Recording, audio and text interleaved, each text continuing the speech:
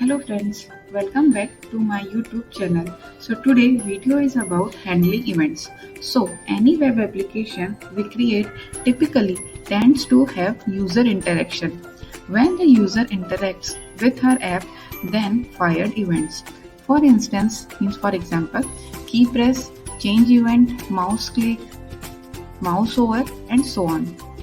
The application must handle such events and execute the necessary code. So, in this video, you all will see how to handle simple and tedious events in React.js. Events are a part of the document object model, means DOM, and every HTML element contains a set of events.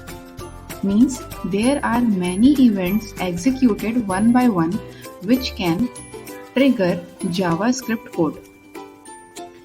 So please go through this video for a better understanding what is the event, and here we will see a few examples to understand a relation between event and React. So let's start the video. Event handling. Without event handlers in React as just in any other framework, we would not be able to create awesome responsive web applications that respond to the users. Event handling is very important as it ensures that React keeps track of every action performed by the user. Actions such as resizing the window, clicking a link, and scrolling through a page, detected and processed by event handlers. So, in this video, you will see how events are handled in React as well as best practice to be followed when employing the arrow function syntax. What is arrow function? I will explain in this video, and this keyword to handle events. Now, handling events with React.js is very similar to handling events with DOM elements. There are some syntax difference. First is the React events are named using camel case, and second is with JSX you can pass a function as an event handler rather than a string. The HTML code see on the screen is slightly different in React. Another difference is that you cannot return false to prevent default behavior in React. You must call the prevent default method explicitly. In the next code, you can see on the React one, there is a prevent default method that's explicitly called by. So for example, with plain HTML to prevent the default link behavior of opening a new page, you can write, but here E is a synthetic event. React defines these synthetic events according to the W3C spec. So you don't need to worry about cross-browser compatibility. React events do not work exactly the same as native events. Now the next is passing arguments to event handlers. In React, inside a loop, it is common to want to pass an extra parameter to an event handler. For example, if you can see on the screen, ID is the row ID. Either the following would work. The above two lines which show in the screen, and use arrow function and function property bind respectively. In both cases, the E argument representing the React event will be passed as a second argument after the ID. With an arrow function, we have to pass it explicitly. With the bind, any further arguments are automatically forwarded. So it's necessary to use arrow function.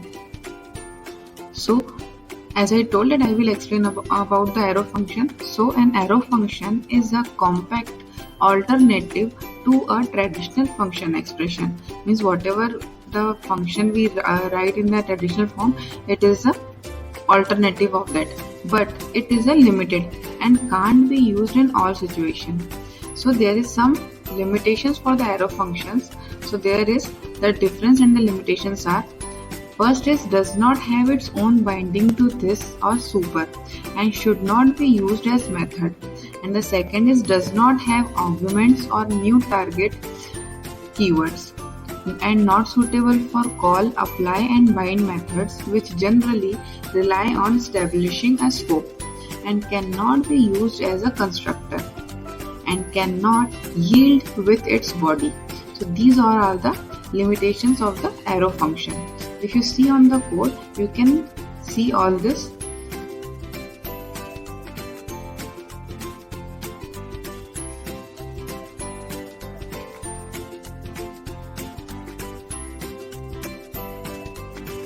Here is a quick recap of this video.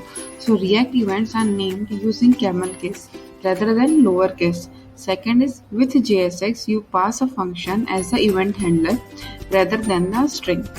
Third, synthetic event wraps round the native event of all browser. It has the same interface as the browser's native event. It's just there to ensure your event work identically across all browsers. Fourth is calling bind in your render method has performance implication, as the function you are binding will be relocated on every render.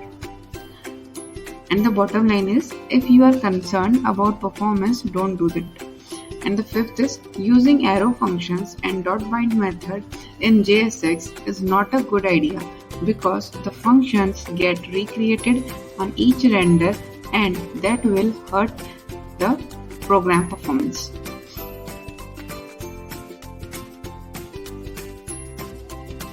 Moreover, if you like this educational video, don't forget to like and subscribe and more share with your friends.